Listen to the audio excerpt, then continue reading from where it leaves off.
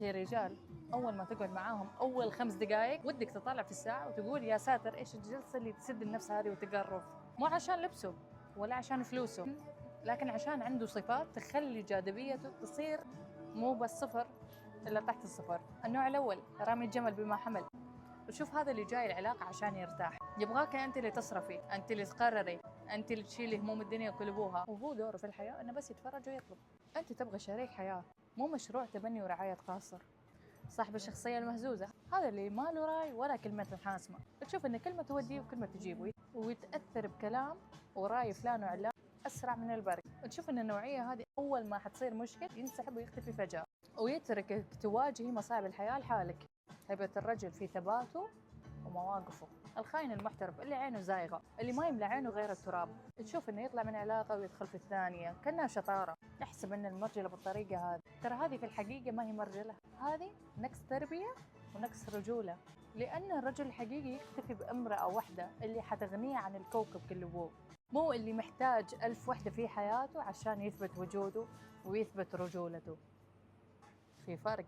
مسيلم الكذاب هذا اللي تشوفه يكتب في الكبيرة والصغيرة، يعني حتى في أتفه الأسباب اللي ما تستاهل إنه يكتب فيها، لكن لازم يكتب فيها بس عشان يغطي على عيوبه ويسوي نفسه إنه بطل.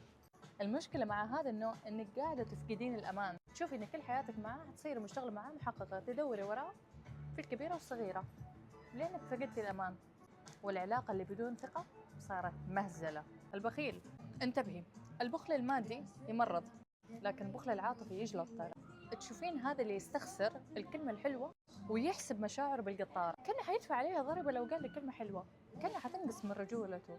تشوفين انه داخل العلاقة بنظام انا ما احب الكلام الفاضي هذا، هو في الحقيقة ناشف. المرأة تزهر بالاهتمام، ولا شافت الجفاف منك حتروح تدور على أرض ثانية تحفها وتكرمها. الصاحب الغموض البايخ اللي زي وجهه، المروح اللي يوم يفتكرك و10 ناسي، وتليفونه دايم مقلوب، يقول انه راعي شركات واجاباته كلها هلاميه وضبابيه، ما في وضوح في اجابات، فيحسب نفسه انه في الحركه هذه انه ذكي وعامل كاريزما، الا هو في نظر المراه الواعيه مجرد انسان غير ناضج ولا هو كفو علاقات. تشوف ان المراه الواعيه حتقول وفر طلاسمك هذه لغيري. النوع هذا ولد امه.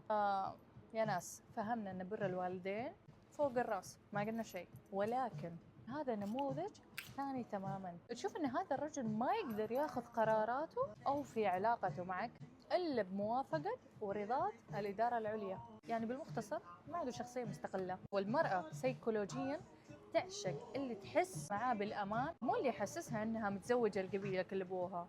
حاعطيك القفله، الجاذبيه مو سحر، الجاذبيه فلتره، والمرحله هذه بالذات من حياتك يبغى لها شعار واحد بس، يا اما رجل يضيف لي قيمتك يا اما العزوبيه افضل لك. وصلت؟